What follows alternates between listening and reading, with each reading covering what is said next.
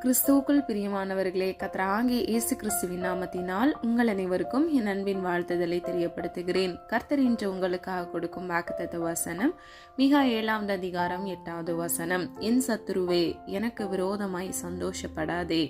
நான் விழுந்தாலும் எழுந்திருப்பேன். நான் இருளிலே உட்கார்ந்தால் கர்த்தர் எனக்கு வெளிச்சமாயிருப்பார். ஹல்லேலூயா. பிரியமானவர்களே, முதல் பகுதியை பாருங்க. என் சத்ருவே, எனக்கு விரோதமாய் சந்தோஷப்படாதே. இன்னைக்கு யாரெல்லாம் உங்களுக்கு விரோதமாக செயல்களை செய்து கொண்டு அதன் நிமித்தமாக சந்தோஷப்படுகிறார்களோ, உங்களுக்கு விரோதமாக சூழ்ச்சிகளை செய்தார்களோ, கர்த்தர் நீதியின் சூரியனாக அவர்களுக்கு விரோதமாக எழும்புவார்.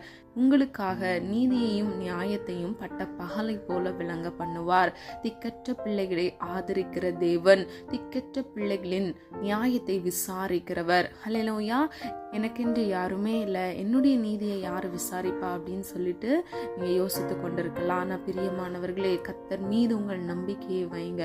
அந்த நம்பிக்கை நிச்சயமாக வீண் போகாது.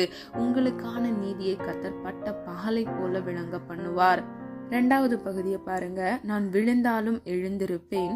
நான் இருளிலே உட்கார்ந்தால் கர்த்தர் எனக்கு வெளிச்சமாயிருப்பார். ஹல்லேலூயா. பிரியமானவர்களே, சத்ருவின் நிமித்தமாக மனிதர்கள் உங்களுக்கு விரோதமாக எழும்பி இருக்கலாம். ஆனால் நீங்கள் விழுந்தாலும் மீண்டும் எழுந்திருப்பீர்கள். கர்த்தராகிய தேவன் உங்கள் இருளை வெளிச்சமாக மாற்றுவார். ஹல்லேலூயா. ஒருவேளை நீங்க இன்னைக்கு காயப்பட்டிருக்கலாம், நீங்க கண்ணீர் வடித்து கொண்டிருக்கலாம். ஆனா நிச்சயமா கர்த்தர் இன்று உங்களுக்கு இந்த வாக்குத்தத்தத்தின்படி உங்களுக்கு உறுதிப்படுத்துகிறார். உங்கள் இருளை கர்த்தர் வெளிச்சமாக மாற்றுவார். ஹல்லேலூயா. நீங்கள் மீண்டும் எழுந்திருப்பீர்கள். ஹல்லேலூயா. கர்த்தர் உங்களுக்கென்று வைத்திருக்கிற வாக்குத்தத்தமும் அழைப்பும் நிச்சயமாக உங்கள் வாழ்க்கையில் நிறைவேறும். ஹல்லேலூயா. ஜெபம். அன்பின் பிதாவே, அப்பா, எங்களை முது கரத்தில் ஒப்பு கொடுக்கிறோம். அறிந்தும் அறியாமல் செய்த தவறுகளை மன்னிங்கப்பா. எங்களிடத்தில் அநேக குற்றங்கள் குறைகள் இன்றும் இருக்கிறதப்பா. அதை தயவாய் மன்னிங்க தகப்பனே. நீதியின் சூரியனாய் தகப்பனே, உடைய பிள்ளைகளுடைய நியாயத்தை பட்ட பகலை போல விளங்க பண்ணுங்க. திக்கற்ற பிள்ளைகளின் நியாயத்தையும் விதவைகளின் நியாயத்தையும் நீரே விசாரிக்கிறவர் என்று வேதம் சொல்லுகிறதப்பா. உமையை நோக்கி பார்க்கிறோம் ஆண்டவரே. யாருடைய நீதியெல்லாம் விசாரிக்கப்படாமல் இருக்கிறதோ, இன்றே தகப்பனே பரம தேவனப்பா, நீதியின் சூரியனாய் வெளிப்படுங்கப்பா. உடைய பிள்ளைகள் வாழ்க்கைக்கு விரோதமாக எழும்பினவர்களை கர்த்தர் நீர் சந்திங்க தகப்பனே. உடைய நீதியை பட்ட பகலை போல விளங்க பண்ணுங்க. சத்துருக்களுக்கு முன்பாக எழும்பி பிரகாசிக்க உடைய பிள்ளைகளுக்கு கிருபை கொடுங்க தகப்பனே. உடைய பிள்ளைகள் வாழ்க்கையில் இருக்கக்கூடிய எல்லா சோர்வுகள், பிரச்சனைகள் எல்லாவற்றிலும் இருந்து இயேசுவின் நாமத்தினால் ஒரு விடுதலையை கட்டளையிடுங்க.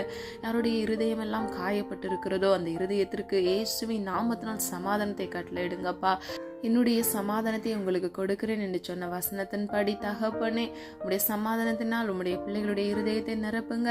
மனித அன்பு மாறி போகும், மாறாத அன்பு உம்முடைய அன்பு தகப்பனே. உடைய அன்பின் இரக்கத்தினால் உடைய பிள்ளைகளை ஆசீர்வாதத்தை கட்டளையிட்டு மீண்டும் அப்பா சத்ருவின் மத்தியில எழும்பி பிரகாசித்து ஜீவனுள்ள சாட்சியாக மாற்றுங்க. உம்முடைய சித்தம் செய்ய கர்த்தர் தாமே பிள்ளைகளுக்கு கிருபை செய்யுங்க. இவர்களையும் இவர்கள் குடும்பங்களையும் இயேசுவின் நாமத்தினால் பாதுகாத்து வழிநடத்துங்க. உடைய நாம மகிமைப்படுவதாக. உடைய பிள்ளை ஆசீர்வதித்து பாதுகாத்துக் கொள்ளுங்க. எல்லா சத்ருவின் கண்ணிகளுக்கும் விலக்கி, எல்லா தீமைக்கும் விலக்கி உடைய பிள்ளைகளை பாதுகாத்துக் கொள்ளுங்க. எங்களை தாழ்த்துகிறோம், வெறுமையாக்குகிறோம். ஜெபித்த ஜெபங்களுக்கு நீராமென்று மாமின் என்று நீ பதில் கொடுக்க போகிறீர். அதற்காக நன்றி செலுத்துகிறோம். உடைய நாம மகிமைப்படுவதாக. இயேசுவின் மூலம் ஜெபிக்கிறோம் பிதாவே, ஆமீன். God bless you. லைக் பண்ணுங்க, சப்ஸ்கிரைப் பண்ணுங்க, பெல் ஐகான் கிளிக் பண்ணுங்க.